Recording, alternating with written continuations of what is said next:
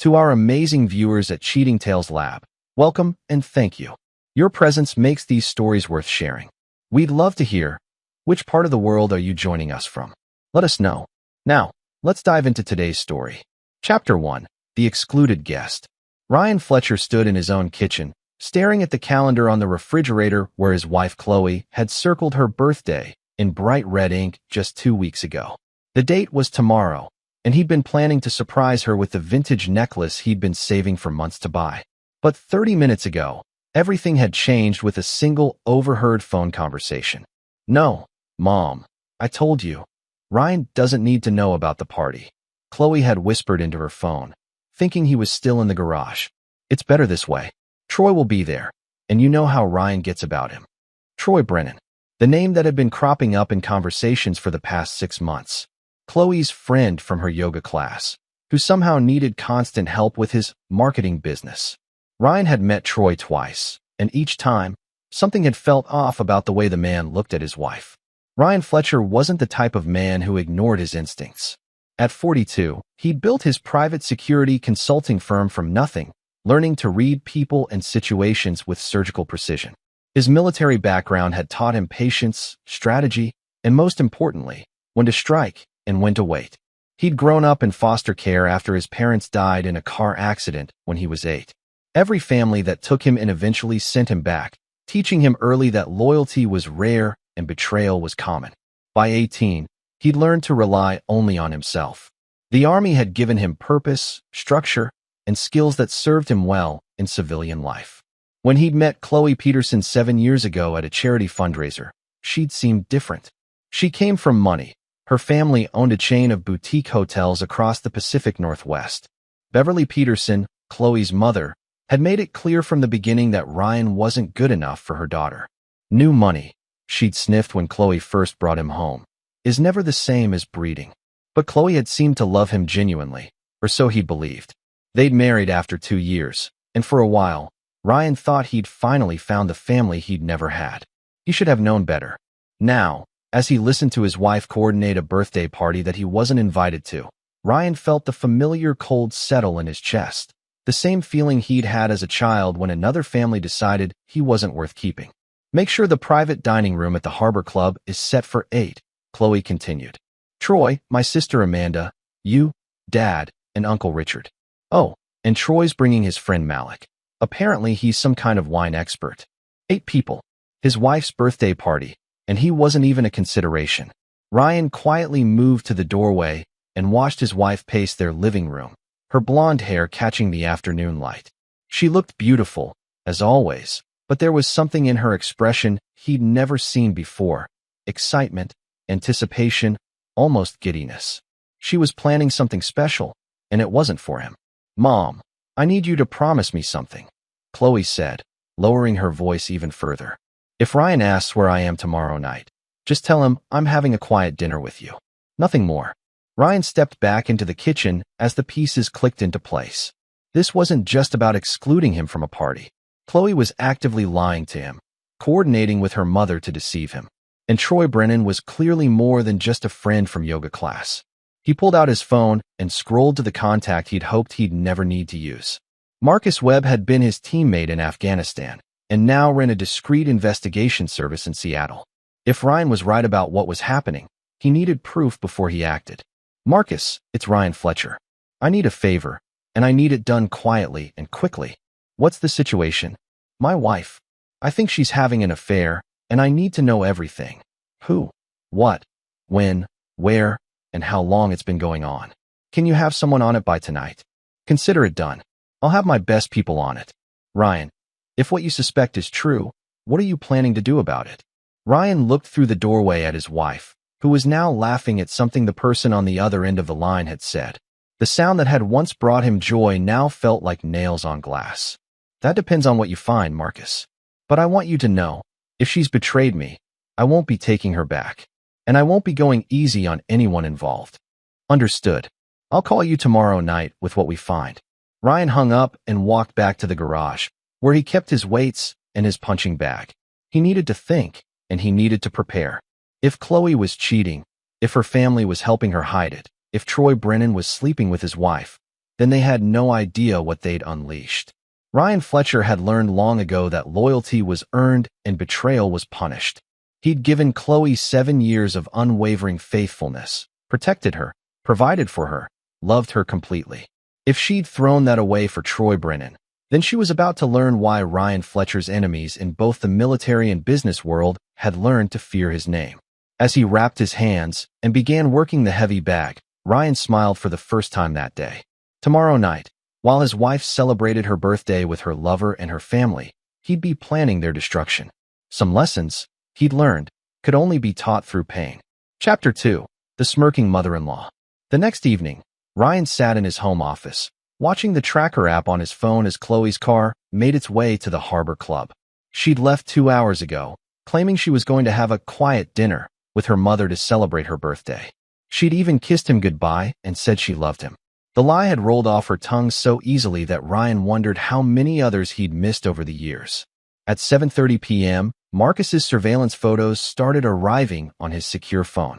The first showed Chloe walking into the Harbor Club's private dining room, wearing the red dress Ryan had bought her for their anniversary.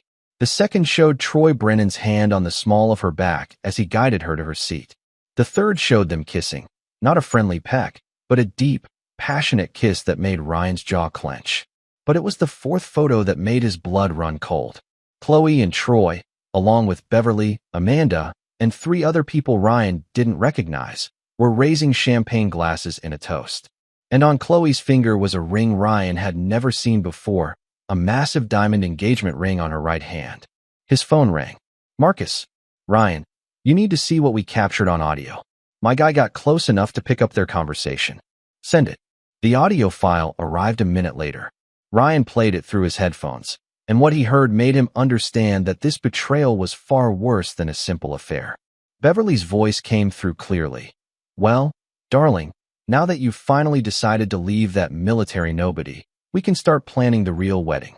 Troy's family trust will blend beautifully with ours." Troy's voice. "Chloe, baby, I know you've been worried about the timing, but my lawyer says we can file for divorce on grounds of incompatibility. You'll get half his business value, and once we're married, we can buy him out entirely. By Christmas, Fletcher Security will be Brennan Peterson Consulting." Chloe's laugh. "I just feel bad about deceiving Ryan for so long. But you're right, he served his purpose. His business contacts in government security will be valuable, and now that he's built the company up, it's worth enough to give us a nice start." Amanda's voice. "Chloe, you've been slumming it with that foster kid for 7 years. You deserve someone from your own background. Troy gets you in a way Ryan never could." Beverly again. "To think I had to smile and pretend to tolerate that man at family dinners. Well, at least we'll never have to see him again after the divorce. We reserved spaces for real family members only. He was just the husband, not actual blood." The audio continued with them discussing how they'd already spoken to a divorce attorney, how they planned to make Ryan look unstable to get a better settlement, and how Troy's connection to several government contracts would help them steal Ryan's clients. Ryan pulled off his headphones and sat in silence for 10 minutes, processing what he'd heard. This wasn't just an affair, it was a coordinated theft of his life, his business, and his future. Chloe hadn't fallen in love with someone else. She'd cold-bloodedly decided to upgrade to a man her family considered more suitable, and she planned to rob him blind in the process. Worse, they were all in on it. Beverly, Amanda, even people he'd considered extended family were actively plotting against him. They'd been laughing at him, looking down on him, planning his destruction while accepting his hospitality and his love. Ryan walked to his safe and pulled out a burner phone he kept for emergencies. He scrolled through the contacts until he found the number he needed. Colonel Patricia Hayes had been his commanding officer in Afghanistan and now worked in military intelligence. She owed him several favors. "Hayes, Colonel, it's Ryan Fletcher. I need to call in a favor, and it's urgent." "What do you need, Ryan?" "I need you to run a complete background check on someone named Troy Brennan, age approximately 35, lives in Seattle, claims to run a marketing business. I need to know everything: financials, criminal history, military record, if any, family connections, everything." "This sounds personal." "It is. And Patricia, if you find anything actionable, anything that can be used, I need to know tonight." "Ryan, you're scaring me a little. What are you planning?" Justice. These people think they can destroy me because I came from nothing. They're about to learn that coming from nothing means I have nothing to lose. I'll call you in 2 hours. Ryan hung up and walked to his bedroom, where he opened another safe hidden behind a false wall. Inside were documents, cash, and items from his military days that he'd hoped never to use again. But some tools were worth keeping, just in case. His phone buzzed with a text from Chloe. Dinner with mom running late. Don't wait up. Love you. Ryan stared at the message for a long moment, then typed back, have fun. We'll talk tomorrow. It would be their last conversation as husband and wife. Tomorrow, Chloe Peterson Fletcher would learn that betraying Ryan Fletcher was the worst mistake of her privileged life. And Beverly Peterson was about to discover that blood meant nothing when honor was absent. Ryan had been patient, loyal, and forgiving his entire adult life. But some lines, once crossed, meant war. And war was something Ryan Fletcher understood very, very well. As he began making a list of everything he knew about each person who had betrayed him, Ryan smiled coldly. They wanted to play games with a man they considered beneath them? Perfect. He'd show them exactly what this foster kid was capable of when pushed too far. The real party was about to begin. Chapter 3. The phone call that changed everything. At 11:47 p.m., Colonel Hayes called back with information that made Ryan's plans shift from simple revenge to total warfare. Ryan, you need to be very careful with Troy Brennan. He's not just a marketing consultant. He's been under federal investigation for the past 8 months. For what? Government contract fraud. He's been using his family's connections to bid on classified security contracts, then subcontracting the actual work to foreign entities while keeping the profits. The FBI thinks he's stolen approximately $12 million in taxpayer money over the past 3 years. Ryan felt a dark satisfaction building in his chest. What else? His marketing business is a front for money laundering. He takes dirty money from his foreign contacts and cleans it through fake consulting fees. And here's the kicker. He's been specifically targeting small security firms like yours to acquire their government clearances and client lists. So Chloe isn't just cheating.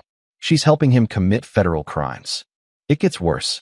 We found communications between Brennan and someone named Beverly Peterson. She's been feeding him information about your business operations, your client list, and your security clearances. This isn't a romance, Ryan. It's industrial espionage. Ryan's grip tightened on the phone. Beverly hadn't just been helping her daughter have an affair. She'd been actively working to destroy his business and potentially compromise national security. How much evidence do you have? Enough to arrest them all tomorrow if we wanted to. But Ryan, we need this to play out a little longer to catch the bigger fish. Brennan's foreign contacts are more valuable than he is. What if I told you I could deliver them all to you on a silver platter, along with evidence of their plans to steal my business and their conspiracy to commit marriage fraud? There was a pause. I'd say you have my attention. Give me 2 weeks. I'll give you everything you need to prosecute them for espionage, fraud, and conspiracy. But I want something in return. What? When you arrest them, I want to be there. I want to look each of them in the eye when they realize what they've done. Ryan, what are you planning? I'm going to let them think they're winning. I'm going to help them hang themselves with their own rope. And then I'm going to watch their world burn. After he hung up with Colonel Hayes, Ryan made 3 more calls. The first was to his lawyer, David Kim, who specialized in both divorce and white-collar crime. The second was to his accountant, who began the process of moving his assets into protected accounts. The third was to Marcus Webb. Marcus, I need you to do something that might sound crazy, but trust me on this. What do you need? I need you to make me look vulnerable. Starting tomorrow, I want rumors to spread that my business is struggling, that I'm having financial problems, maybe drinking too much. I want Troy Brennan and my wife to think I'm falling apart. Ryan, that could damage your reputation permanently. Not if it's all fabricated and we can prove it later. Marcus, these people are planning to destroy me anyway. But if they think I'm already weak, they'll get overconfident and make mistakes. What about your marriage? My marriage ended the moment Chloe decided to betray me. Now I'm just documenting the evidence. Over the next hour, Ryan began implementing his plan. He sent emails to several clients, postponing meetings and citing personal issues. He called in sick to a scheduled security consultation. He even ordered alcohol to be delivered to his house, though he had no intention of drinking it. Most importantly, He began leaving traces of evidence that would make it look like he was investigating Chloe's affair, but doing it badly, like a jealous, unstable husband who was falling apart. He wanted them to think he suspected something, but couldn't prove it. At 2 a.m., Chloe finally came home. She tried to be quiet, but Ryan was waiting. "How was dinner with your mom?" he asked from the kitchen. Chloe jumped, not expecting him to be awake. "Oh, Ryan, you scared me. It was nice, just the two of us. You know how mom gets when she wants to talk. Did you have a good birthday?" "It was lovely. Quiet, but lovely." She kissed his cheek, and Ryan smelled Troy Brennan's cologne on her skin. "I'm sorry I didn't get to take you out properly. We should plan something special for this weekend." Chloe's smile faltered for just a moment. "Actually, I might be busy this weekend." "Troy. You remember Troy from yoga. He's asked me to help him with a business presentation. It might take most of Saturday." "Of course. Troy seems to need a lot of help with his business. He's not as experienced as you are. He could learn a lot from someone like you, actually." Ryan smiled. "Maybe I should meet with him. Give him some advice." The look of panic that flashed across Chloe's face was so brief that someone who didn't know her as well as Ryan did might have missed it. "Oh, I don't think that's necessary. He's kind of shy around successful men. I think he'd be intimidated." "Intimidated by me? I'm just a foster kid who got lucky, remember?" Chloe's face went pale. "What do you mean?" "Nothing. Just something your mother said once. That I was lucky to have married above my station." "Ryan, you know I don't feel that way." "I know," Ryan said, though they both knew it was a lie. "I'm going to bed. I love you, Chloe. I love you too." As Ryan climbed the stairs, he felt a cold satisfaction. In 2 weeks, Chloe Peterson Fletcher, Troy Brennan, Beverly Peterson, and everyone else who had betrayed him would be in federal custody. Their lives would be destroyed, their reputations ruined, their freedom gone. And Ryan Fletcher would be standing there watching, finally free of the people who had considered him disposable. The game had begun, and they had no idea they were already losing. Chapter 4. The Web of Lies Unravels. Over the next week, Ryan played the role of the deteriorating husband perfectly.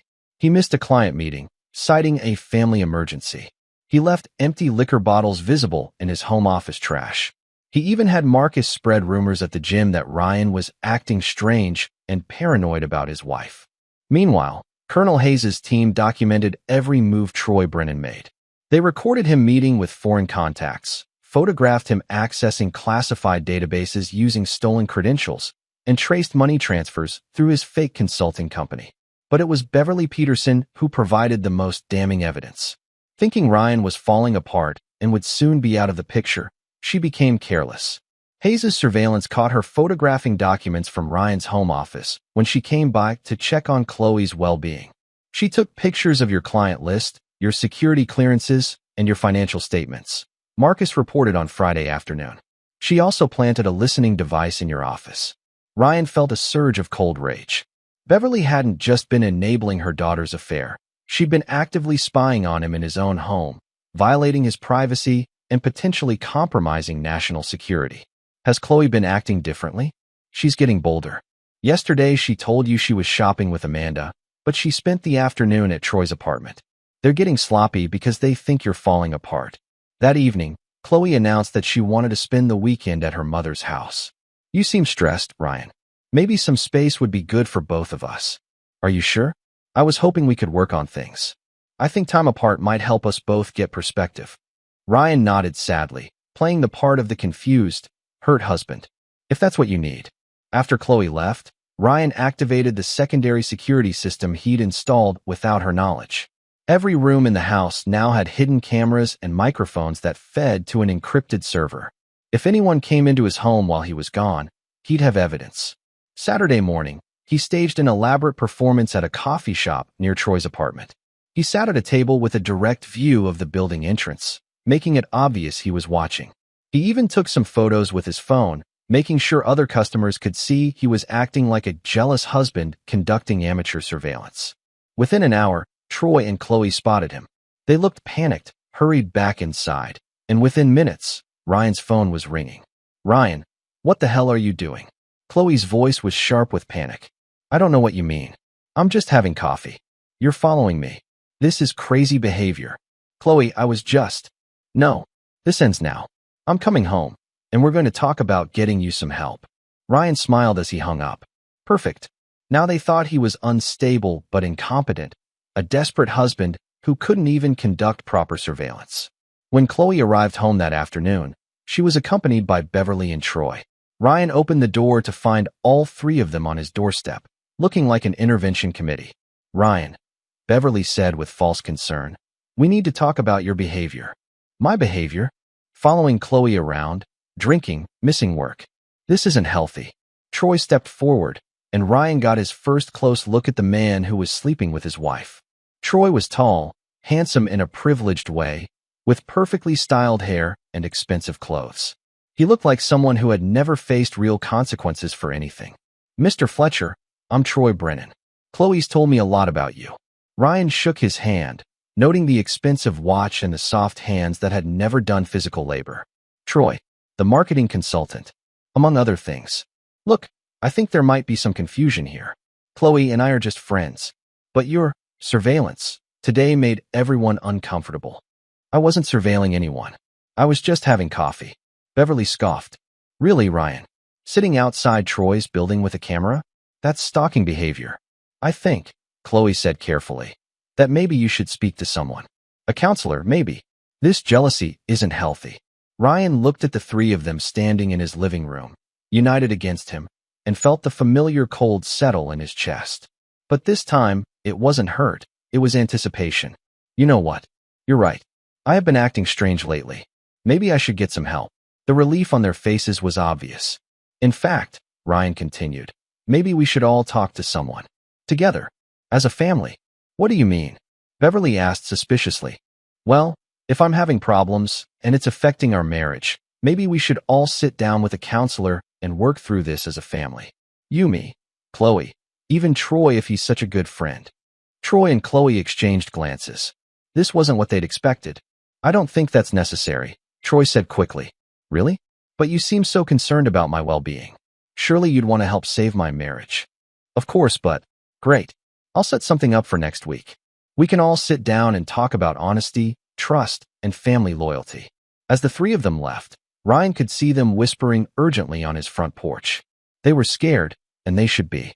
Because in a few days, Colonel Hayes would be ready to make arrests. And when that happened, Ryan wanted them all in the same room. That night, he called Colonel Hayes with an update. They're getting nervous. I think we should move the timeline up. Agreed. Brennan's foreign contacts are planning something big for next Friday. We want to grab everyone before then. Perfect. I'll make sure they're all together when you come calling. Ryan, are you sure you want to be there for this? It's going to get ugly.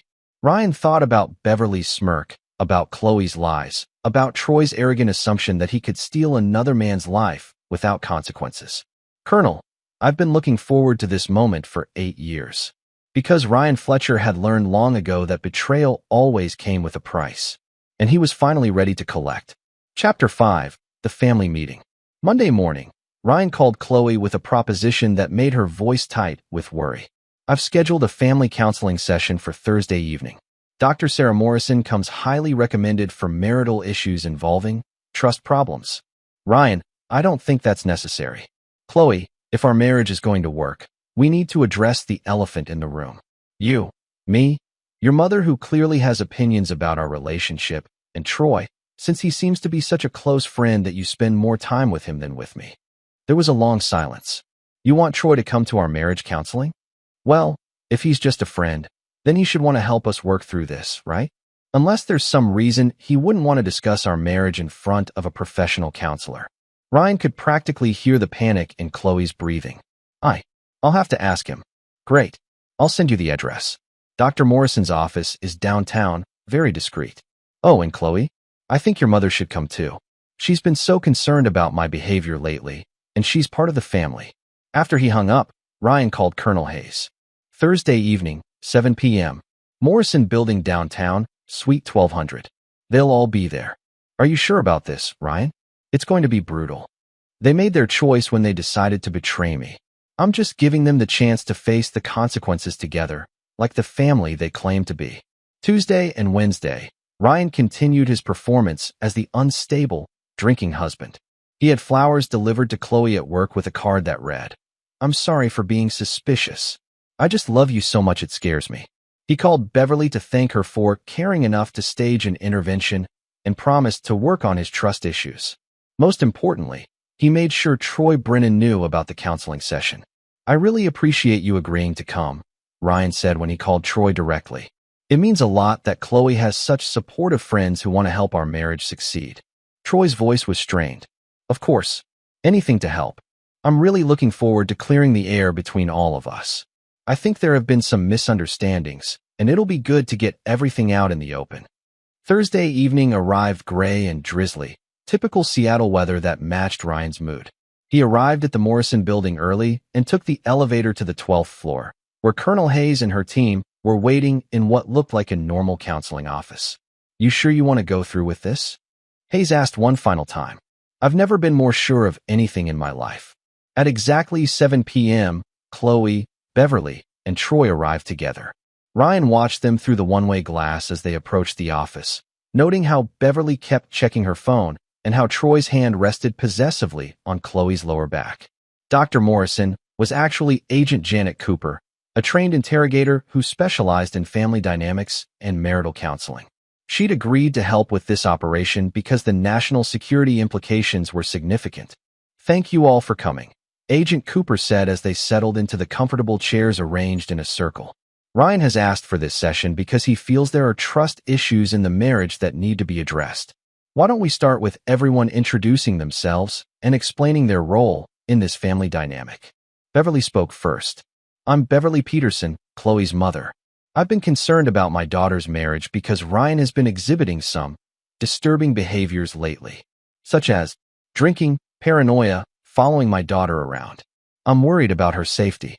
Agent Cooper nodded and made notes. "Troy, how do you fit into this family dynamic?" Troy shifted uncomfortably. "I'm a friend of Chloe's. We met at yoga class. I think Ryan might have gotten the wrong impression about our friendship." "What kind of wrong impression?" "He seems to think there's something romantic between us, which there isn't." Ryan almost laughed. Even now, faced with a counselor, Troy was still lying. "Chloe, how would you describe your relationship with Troy?" Chloe looked like she wanted to run. He's a good friend. Someone I can talk to when things at home get difficult." "And what makes things difficult at home?" "Ryan's been very suspicious lately, questioning where I go, who I see. It's suffocating." Agent Cooper turned to Ryan. "Ryan, how do you respond to these concerns?" "I think," Ryan said carefully, "that there are some truths that need to come out in this room. And I think everyone here knows what those truths are." The temperature in the room seemed to drop 10 degrees. "What do you mean?" Chloe asked, her voice barely a whisper. "I mean that we're all here under false pretenses. Chloe, you're not here to save our marriage. Beverly, you're not here because you're concerned about my drinking. And Troy, you're definitely not here as just a friend." Troy started to stand. "I think this was a mistake." "Sit down, Mr. Brennan." Agent Cooper's voice carried an authority that made Troy freeze. "I think we should hear what Ryan has to say." Ryan pulled out his phone and played the audio recording from Chloe's birthday dinner. As their voices filled the room, Beverly's comment about real family members, Chloe's discussion of divorce plans, Troy's scheme to steal Ryan's business, the color drained from all three faces. That's a legal recording," Beverly stammered. "Actually," Agent Cooper said, standing and pulling out her FBI credentials, "what's illegal is conspiracy to commit espionage, government contract fraud, and money laundering. Troy Brennan, Chloe Fletcher, and Beverly Peterson, you're all under arrest." The doors opened and 6 federal agents entered the room. As they read the Miranda rights, Ryan stood and looked each of his betrayers in the eye. "Ryan," Chloe whispered as the handcuffs clicked around her wrists. "How could you do this to me?" "How could I do this to you?" Ryan's voice was ice cold. "Chloe, you sold out your own husband to foreign agents. You helped steal classified information. You committed treason for a man you barely knew because your mother convinced you I wasn't good enough for your family." Troy was struggling against the agents. "This is insane. I never." "Troy Brennan," Colonel Hayes said, entering the room. "You've been under federal surveillance for 8 months. We have evidence of $12 million in stolen government contracts, communication with foreign intelligence services, and conspiracy to commit espionage. You targeted Ryan Fletcher specifically to steal his security clearances and client information." Beverly was crying now, her makeup running down her cheeks. Ryan, please, think about what you're doing. Chloe is your wife. Ryan looked at the woman who had spent 7 years looking down on him, who had helped steal from him, who had smirked about excluding him from family because he wasn't real blood. Beverly, Chloe stopped being my wife the moment she decided to betray me. And you stopped being family the moment you decided I wasn't good enough for yours. But here's what you never understood. I didn't need your family. I just needed to know who my real enemies were. As they were led away in handcuffs, Ryan felt something he hadn't experienced since he was 8 years old. Complete and total satisfaction with justice served. Colonel Hayes put a hand on his shoulder. Feel better? Ask me again in 20 years when they get out of federal prison. Ryan Fletcher had learned that loyalty was rare and betrayal was common. But he'd also learned that patience, planning, and the truth were more powerful than any conspiracy. As he walked out of the building into the Seattle rain, Ryan smiled. Tomorrow, he'd start building his life again. But tonight, he'd finally gotten his family meeting. And it had gone exactly as planned. Chapter 6. The Reckoning Begins. The next morning, Ryan woke up in his empty house for the first time in 7 years and felt something unexpected: relief. The weight of pretending, of wondering, of living with people who despised him, it was gone. His phone had been ringing since 6 a.m. News of the arrests had broken overnight, and the story was explosive. Local security consultant's wife arrested in federal espionage ring. Ryan had turned off the ringer and let it go to voicemail. By noon, he'd received calls from 17 reporters, 43 clients, and every person he'd ever known in Seattle. But the call he'd been waiting for came at 12:47 p.m. Mr. Fletcher? This is attorney David Walsh. I represent your wife, Chloe Fletcher. Former wife. I filed for divorce this morning. Sir, my client is requesting to speak with you. She believes there's been a misunderstanding. There's no misunderstanding. Your client committed espionage against the United States government and betrayed her marriage vows to steal my business. The only conversation I'm interested in having is through our respective attorneys. Mr. Fletcher, please understand that my client is facing potentially decades in federal prison. She's pregnant. Ryan felt like he'd been punched in the stomach. What did you say? She's 10 weeks pregnant. She found out 2 days ago and was planning to tell you after the counseling session. Ryan sat down heavily in his kitchen chair. Pregnant. Either the timing was a coincidence, or this was Chloe's final manipulation, getting pregnant to complicate the divorce and make him look heartless for abandoning a pregnant wife. Whose child is it? There was a pause. She claims it's yours. Claims. Mr. Fletcher, I have to ask, is there any possibility you would consider reconciliation? For the sake of the child. Ryan thought about the past 2 weeks, about the birthday party he wasn't invited to, about the years of Beverly's subtle insults, about Troy Brennan's plan to steal his life's work. He thought about Chloe lying to his face every day while planning his destruction. Mr. Walsh, let me be very clear. If that child is mine, I'll accept financial responsibility as required by law. But I will never reconcile with a woman who committed treason against her own country to be with another man. My loyalty was used against me once. It won't happen again. She's asking to see you. One conversation. No. Mr. Fletcher. No. Any communication goes through you to my attorney.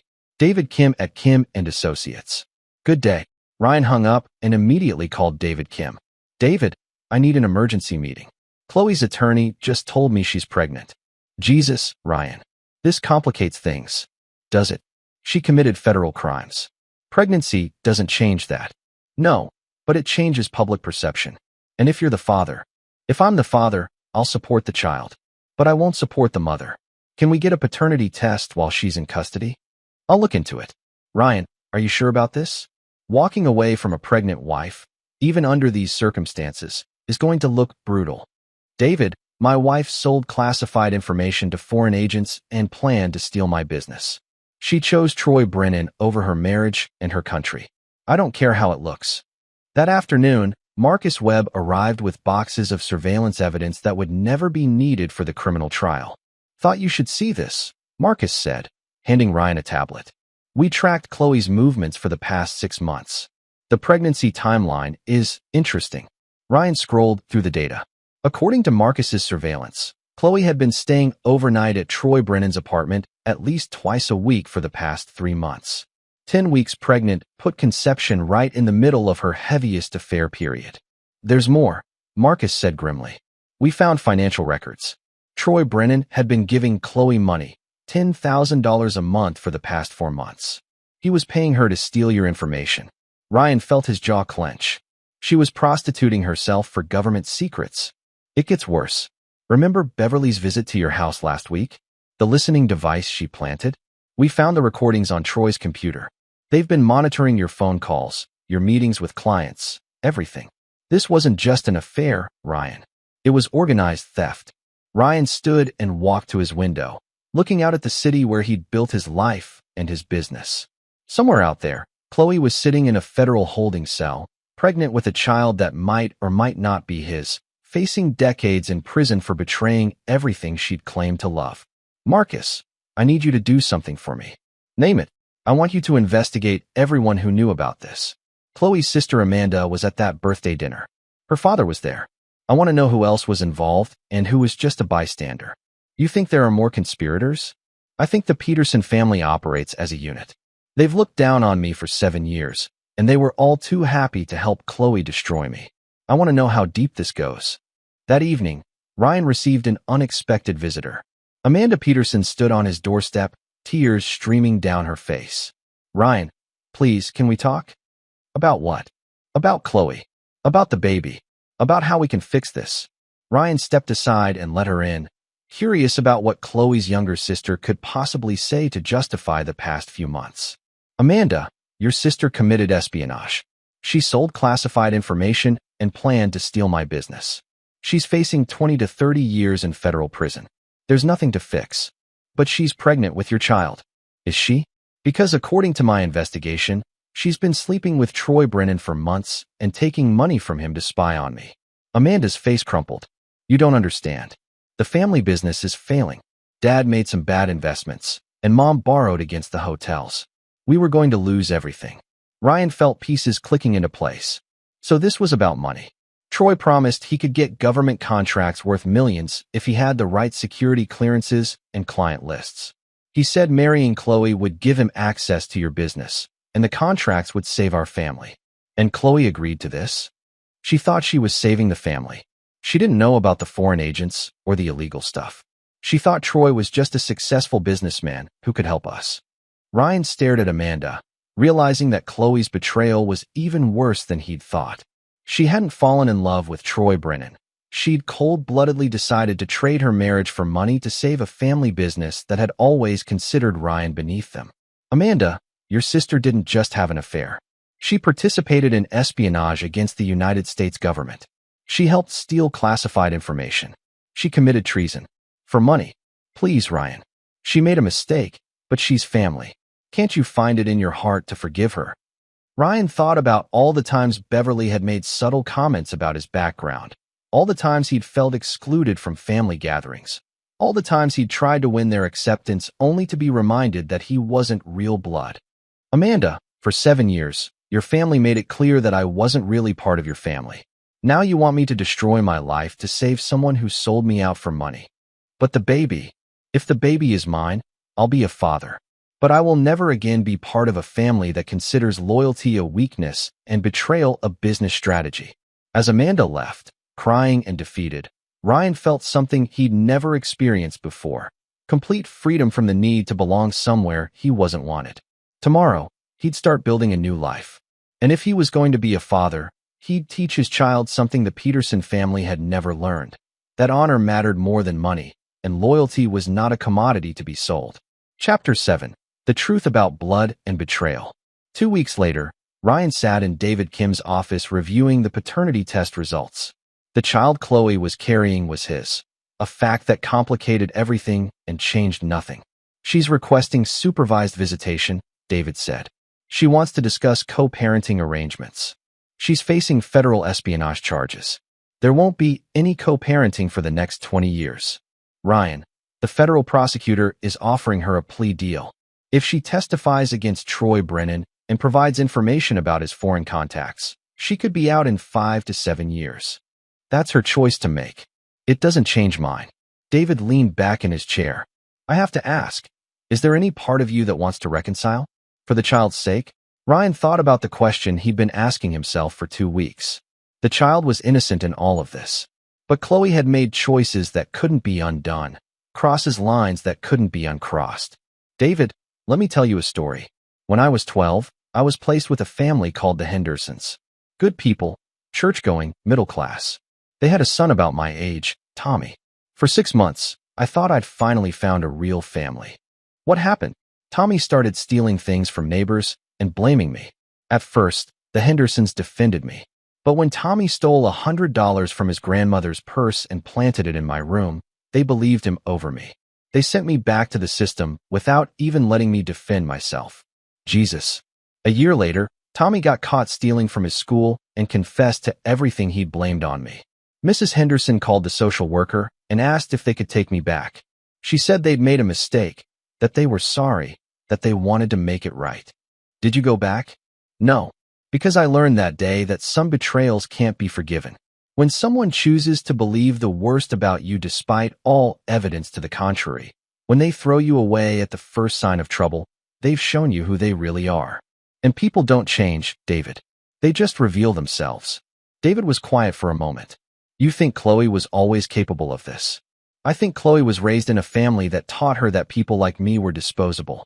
When she needed money and status, she did what came naturally. She traded up. The only surprise is that it took her 7 years. That afternoon, Ryan met with Colonel Hayes to review the final evidence that would be presented at trial. Brennan's cooperating now, Hayes said. He's giving us everything: names, bank accounts, contact methods. Apparently, Prison Orange doesn't suit him. What about the foreign agents? We rolled up the entire network. Brennan was small-time compared to what we found.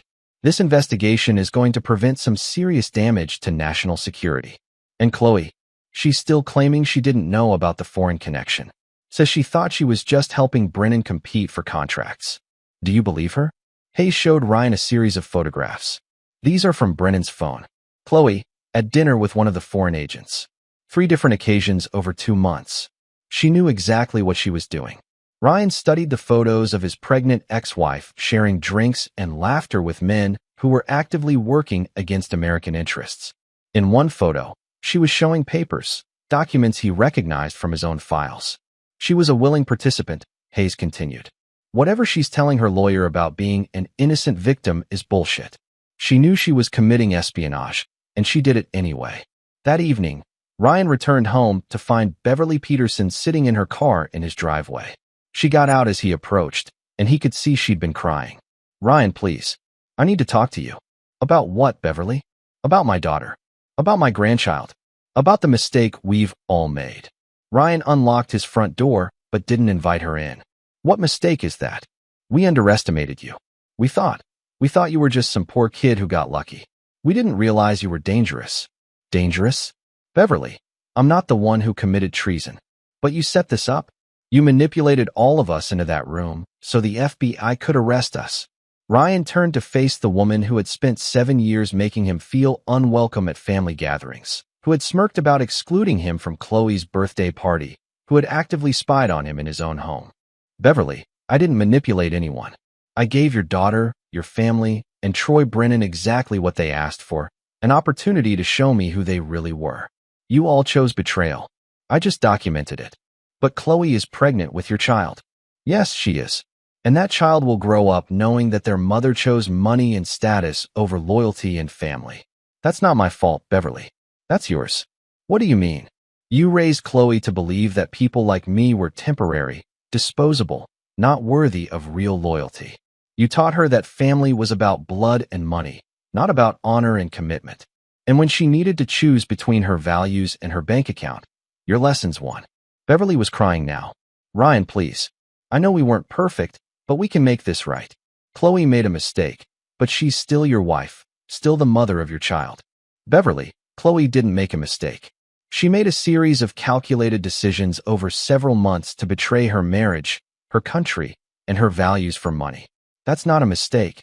That's a character revelation. But people can change. Can they?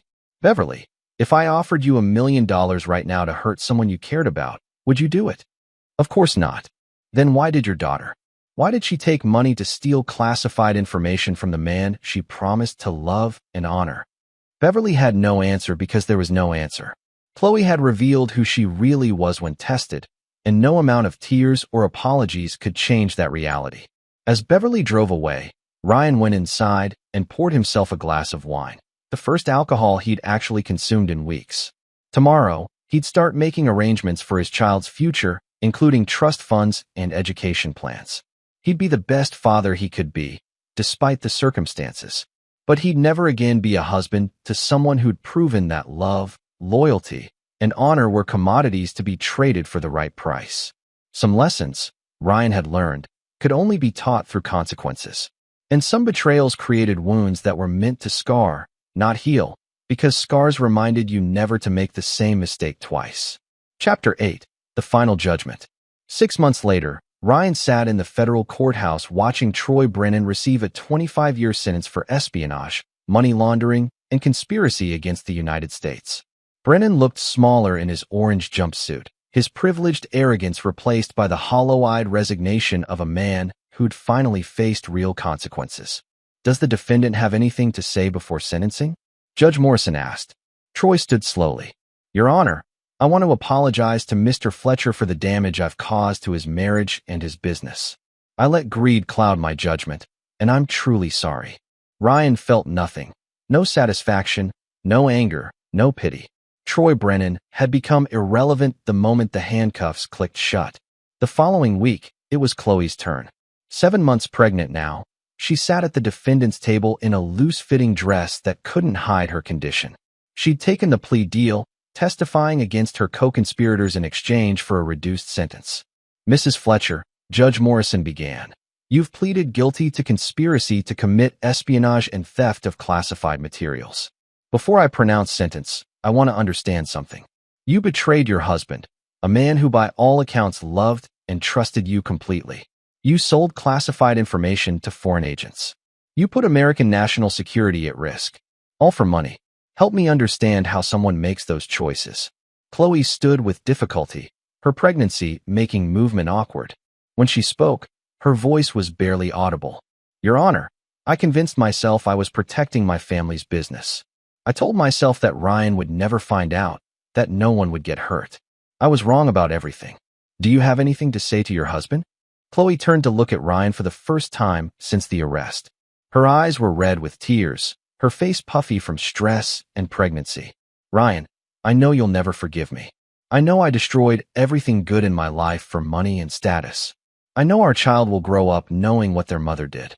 I just want you to know that I understand now what I gave up, and I'll regret it for the rest of my life." Judge Morrison looked at Ryan. "Mr. Fletcher, as the victim in this case, you have the right to make a statement before sentencing." Ryan stood slowly. He'd prepared for this moment for months. But now that it was here, he found himself thinking about the 8-year-old boy who'd been shuffled from family to family, always hoping the next one would be permanent. "Your Honor, Chloe Fletcher made choices that revealed who she really is when tested. She chose money over marriage, betrayal over loyalty, treason over honor. Those weren't mistakes, they were character revelations." He turned to look at Chloe directly. "I gave you 7 years of absolute loyalty. I loved you, protected you, provided for you, and tried to build a life with you. You threw all of that away for a man you barely knew and money you didn't earn. You didn't just betray our marriage, you betrayed our country." Chloe was sobbing now, but Ryan continued without emotion. "I want you to understand something, Chloe. I don't forgive you. I will never forgive you. And I will never take you back, no matter how long you're in prison or how sorry you become. Some lines, once crossed, can never be uncrossed." "Mr. Fletcher," the judge said gently, "what about your child? Our child will know the truth about what their mother did. They'll also know that I'll be there for them every day, providing the stability and honor their mother couldn't. I'll teach them that loyalty matters, that honor matters, that some things are more important than money or status." Judge Morrison nodded. "Chloe Fletcher, I sentence you to 8 years in federal prison, with the possibility of parole in 5 years. Your child will be born in the prison medical facility, and custody arrangements will be determined by family court." As the bailiffs led Chloe away, she looked back one final time. Ryan met her eyes with the same cold expression he'd worn the day she was arrested. She'd made her choice. Now she could live with the consequences. Outside the courthouse, Beverly Peterson was waiting with Amanda and their father, Richard. They approached Ryan cautiously, like people approaching a dangerous animal. "Ryan," Richard said, "we want to discuss the baby. Our grandchild. What about it? We'd like to be involved. We know we made mistakes, but that child is still Peterson blood." Ryan looked at the three people who had spent years making him feel like an outsider in his own marriage, who had helped orchestrate his betrayal, who still talked about Peterson blood, as if genetics mattered more than character. "The child will know about their mother's family," Ryan said finally. "They'll know about their Peterson heritage, but they'll be raised with Fletcher values, loyalty, honor, integrity, things your family never understood." "Ryan, please," Amanda said. "We're family." "No, Amanda. Your DNA. Family is about loyalty, trust, and unconditional love. You traded those things for money and status. The Peterson family destroyed itself when it chose betrayal over loyalty." As they drove away, Ryan felt a profound sense of closure. He'd spent 7 years trying to earn acceptance from people who would never value the things he considered most important. Now he was free to build something better. 3 months later, Ryan stood in the prison medical facility holding his son, David Fletcher, named after his lawyer, who'd become one of the few people Ryan trusted completely. The baby was perfect, healthy, and completely innocent of his mother's crimes. Chloe lay in the hospital bed, still handcuffed to the rail, watching Ryan hold their child. "He's beautiful," she whispered. "Yes, he is. Ryan, I know you hate me, but please don't let him hate me. Whatever I've done, I love him already." Ryan looked at the woman who had once been his wife, now reduced to an orange jumpsuit and handcuffs, and felt something unexpected, not forgiveness, but a kind of distant pity. "Chloe, David will know the truth about what you did, but I won't poison him against you. If you serve your time and prove you've changed, you can have a relationship with him when you get out. But you'll never have a relationship with me. I understand." As Ryan left the prison with his son, he thought about the family he was going to build. David Fletcher would grow up knowing that honor mattered more than money, that loyalty was sacred, and that some betrayals could never be forgiven or forgotten. But he'd also grow up knowing that his father would never abandon him, never trade him for something better, never consider him disposable. Some lessons, Ryan had learned, were worth teaching through example rather than words. Chapter 9: Blood, Honor, and New Beginnings. 5 years later, Ryan stood in his backyard watching 4-year-old David kick a soccer ball with the determination of a child who'd inherited his father's focus. The boy had Chloe's blonde hair, but Ryan's intense gray eyes, and a personality that was entirely his own, stubborn, curious, and fiercely loyal to the people he loved. "Daddy, watch this," David called out, attempting a kick that sent the ball sailing over the fence into the neighbor's yard. "Impressive distance," Ryan said with a smile. "Maybe work on accuracy next." Life had become good in ways Ryan had never expected. Fletcher Security had grown into one of the premier consulting firms on the West Coast, with clients who respected Ryan's reputation for integrity and discretion.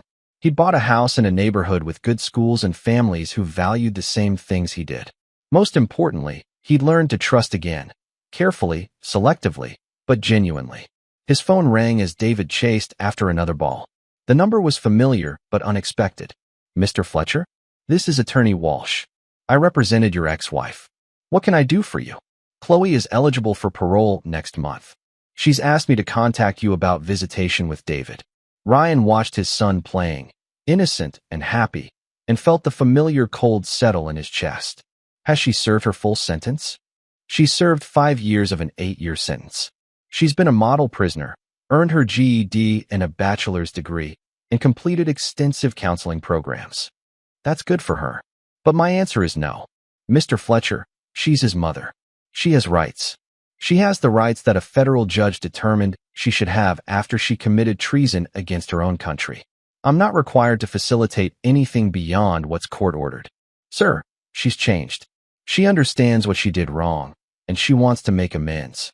Ryan thought about Tommy Henderson, the boy who'd stolen from neighbors and blamed him, whose family had thrown Ryan away without question. People revealed who they were under pressure. They didn't fundamentally change. "Mr. Walsh, when David is old enough to understand what his mother did and chooses to have a relationship with her, I won't interfere. but I won't expose a 4-year-old to someone who put money and status above every other value in her life. She's asking for one meeting, supervised, just to see him. No. That evening, after David was asleep, Ryan sat in his study reviewing the quarterly reports for Fletcher Security. The business had tripled in size since Chloe's arrest, partly because of the publicity, but mostly because Ryan's reputation for handling sensitive situations with absolute discretion had spread throughout government and corporate circles. His phone buzzed with a text from an unknown number. "Ryan, this is Chloe. I got your number from Amanda. Please, I just want to see my son for 1 hour.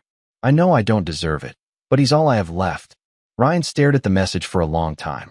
Part of him, the part that remembered loving her, felt a flicker of sympathy for a woman who'd lost everything because of her choices. But a larger part remembered the birthday party he wasn't invited to, the mother-in-law who'd smirked about real family, the months of lies and betrayal. He typed back, "David is not your consolation prize for making bad choices. You gave up the right to be his mother when you chose espionage over family. Don't contact me again." The response came immediately. "I know you hate me, and I deserve it. But please don't punish David for my mistakes. He needs his mother." Ryan's jaw clenched as he typed. "David needs stability, loyalty, and unconditional love. You proved you're incapable of providing any of those things. He has a family that puts his needs first. That's not you. Ryan, please. I'll do anything to make this right." "Chloe, there is no making this right. You didn't make a mistake. You made a series of choices over months that revealed who you really are. David deserves better than someone who trades away their family for money." The text stopped after that, but Ryan knew this wouldn't be the end. Chloe would eventually get out of prison, and the legal system would likely grant her some form of supervised visitation. When that day came, Ryan would comply with court orders, but nothing more. 2 weeks later, Beverly Peterson called, the first contact he'd had with any of them since the courthouse. "Ryan, I know you don't want to hear from me, but I'm calling about David. He's my grandson, and I've missed 5 years of his life." "Beverly, you helped steal classified information from me and spy on me in my own home. You taught your daughter that people like me were disposable. Why would I trust you with my son?" "Because I've learned from our mistakes. The family business failed anyway. We lost everything. I understand now that we were wrong about you, wrong about what really matters. You're only calling because you lost your money and your daughter is in prison. If things had gone according to plan, you'd never have given me another thought. Ryan, please. I'm an old woman who's lost everything. My grandson is the only family I have left." Ryan thought about David, who asked questions about grandparents when he saw other families. The boy deserved to know where he came from, even if those people had proven themselves unworthy of trust. "Beverly, if David ever asks to meet you, I won't stop him. But that's his choice to make when he's old enough to understand what kind of people he's meeting." What does that mean? It means that when David is old enough to understand that his mother committed treason and his grandmother helped her do it, he can decide for himself whether he wants a relationship with you. "But I won't subject a 4-year-old to people who value money more than loyalty. Ryan, we're family." "No, Beverly. You made it very clear 7 years ago that I wasn't real family. Blood doesn't make family, loyalty does. Honor does. Trust does. You traded all of those things away." That evening, as Ryan tucked David into bed, the boy asked the question that had been coming more frequently. "Daddy, why don't I have a mommy like the other kids?" Ryan sat on the edge of the bed, looking at his son's innocent face. "You do have a mommy, David. She just made some bad choices and has to live somewhere else for a while." "Is she mean?" "No, buddy. She's not mean. She chose things that were wrong, and now she has to face the consequences." "Will I ever meet her?" "Maybe someday, when you're older and can understand the whole story." "Do you miss her?" Ryan thought about the question. Did he miss the woman he'd married, or the illusion he'd believed in? "I miss who I thought she was. But people are who they really are when they're tested, David. And when your mommy was tested, she chose money over family. That's sad." "Yes, it is. But it's also why you and I have each other, and why we'll always choose family first." As David drifted off to sleep, Ryan made a silent promise to his son. David Fletcher would grow up knowing that loyalty was sacred, that honor mattered more than money, and that some people, no matter how much you loved them, would betray you if the price was right.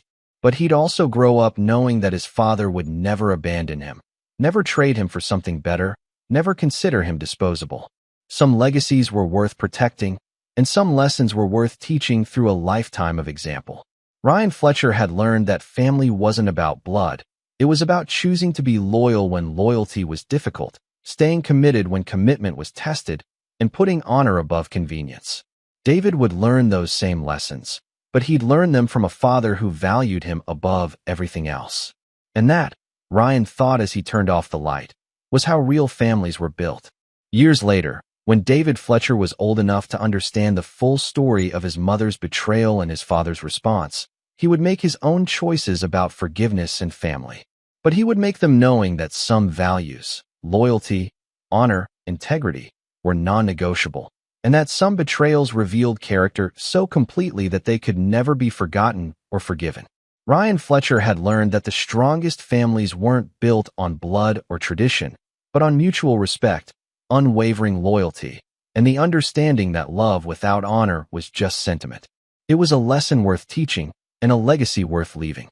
This is where our story comes to an end. Share your thoughts in the comments section. Thanks for your time. If you enjoy this story, please subscribe to this channel. Click on the video you see on the screen, and I will see you there.